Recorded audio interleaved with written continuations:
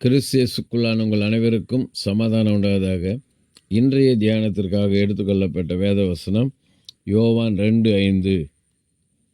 அவருடைய தாய் வேலைக்காரரை நோக்கி, அவர் உங்களுக்கு என்ன சொல்லுகிறாரோ அதன்படி செய்யுங்கள் என்றால். ஆமென். இந்த வசனத்தினுடைய மையப்பகுதி, அவர் உங்களுக்கு என்ன சொல்லுகிறாரோ அதன்படி செய்யுங்கள். செய்தியின் தலைப்பு சொன்னபடி செய்தவர்கள். ஆக இந்த அதிகாரத்தில் வேலைக்காரர் ஆண்டவர் சொன்னபடி கச்சாடிகளிலே தண்ணீரை நிரப்பினார்கள். அதுக்கப்புறம் பந்தி விசாரிப்புக்காரனுக்கிட்ட கொண்டு போய் கொடுங்க. அங்கே பந்தி விசாரிப்புக்காரன் ருசி பார்த்துட்டு, இவ்வளோ நேர்த்தியான ரசத்தை இது வரைக்கும் எங்கே வச்சுருந்தீங்க? முதலாவது ருசி உள்ளதை கொடுப்பாங்க, பிற்பாடு ருசி இல்லாத தருவாங்கன்னு சொல்லி சொல்கிறான். காரணம், இங்கே வேலைக்காரர் ஆண்டவர் சொன்ன வார்த்தை கீழ்ப்படிந்து தண்ணீர் நிரப்பினாங்க. முதல் அற்புதம் நடந்தது.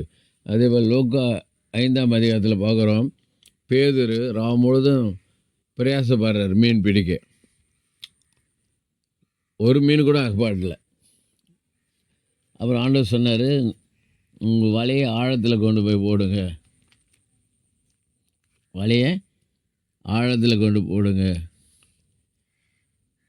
அங்கே சீமோன் பேதுரு கொடுக்குற ஸ்டேட்மெண்ட்டு, அதற்கு சீமோன், ஐயரே, ராமுழுது நாங்கள் பிரயாசப்பட்டு ஒன்றும் அகப்படவில்லை, ஆகிலும் உம்முடைய வார்த்தையின்படி வலையை போடுகிறேன் என்றான். அங்கே போட்ட பிறகு பார்க்குறோம், அடுத்த வசனத்தில், தங்கள் வலை கிழிந்து போகத்தக்கதாக மிகுதியான மீன்களை பிடித்தார்கள். அல்லேலூயா.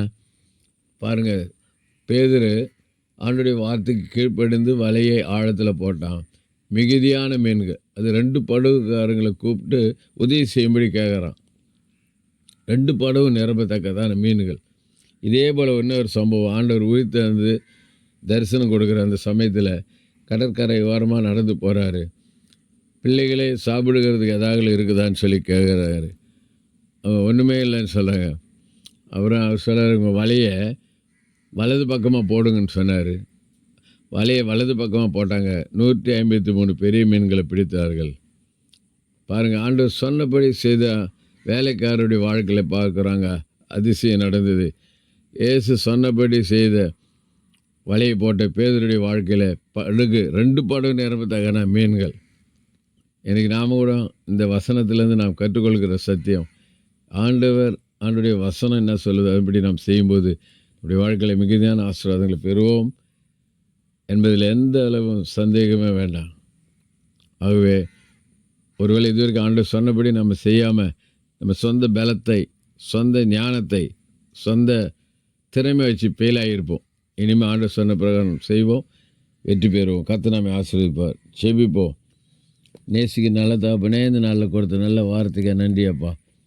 நாங்கள் கூட ஆண்டவரே, நீங்கள் சொன்னபடி நாங்கள் செய்யப்பட நடக்க உதவிச்சிங்க. இது வரைக்கும் நாங்கள் சொன்னபடி செய்யாமல் தாறுமாறாகி போயிருந்தாலும் மன்னிங்க. பலப்படுத்தும் இயேசு நாமத்தில் ஜெபிக்கிற நல்ல பிதாவே, ஆமென். நம்முடைய கர்த்தரும் ரட்சிகருமாகிய இயேசு கிறிஸ்துவின் கிருபையிலும் அவர் அறிகிற அறிவிலும் வளருங்கள். அவருக்கு இப்பொழுதும் என்னென்றைக்கு மகிமை உண்டாவதாக. நம்முடைய கர்த்தராகிய இயேசு கிறிஸ்துவின் கிருபை உங்கள் அனைவரோடு கூட இருப்பதாக. ஆமேன், ஆமேன், ஆமேன்.